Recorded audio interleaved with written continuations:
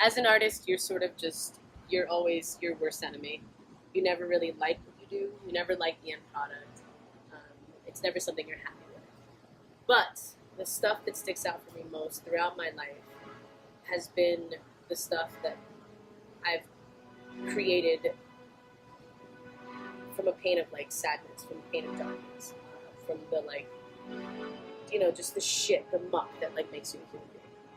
That's when I create the best. I'm not a prolific artist. I don't, sit around at home and just like paint stuff. It has to, like, I need something to say, and usually when I have something to say, it's because I'm sad. And I can't find the words to describe it, so I have to find some other way to make people understand. This was, I think, the first instance that I had something important enough to say that I couldn't say it in words, so I had to just create it. The irony, though, is that there are lots of words used in the piece.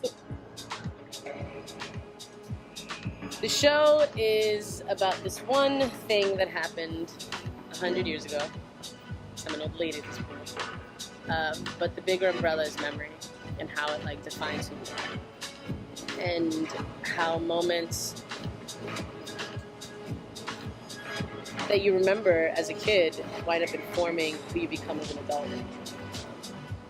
And this isn't just something that is true of, gay people or queer people, whatever way you identify. It's something that's true of like just all humans. So when we first met, I was 17 and a senior at MKA, and she was a junior, a transfer student who had just moved here. And like at that point in my life, I'd already known that I was like a big old gay, but I was just really trying to hide it because, you see now there's all these representations of gay and lesbian characters on TV, but when I was growing up, the entire time that we were dating, we didn't have Facebook, and we didn't have Twitter, and we didn't have like online communications, so it was really difficult to have that sort of like World Wide Web available to you. So the only thing we had was these handwritten letters, so that's the major way that we communicate to each other when I wasn't allowed to call. Like, it was a restraining order put on me, or she, her mother would take note of her, house phone usage. So the phone numbers were very much, they kept track of it. So the only way to avoid all that was to handwrite letters to each other. The more I studied memory, the more elusive it became. It was like just this concept and this thing that people did, but you find out that people cope with it differently. You either block it out completely, or you remember every single moment that went down. And the problem is that when you're trying to lead your life, or when you're trying to like move beyond it, you're still so stuck in that moment.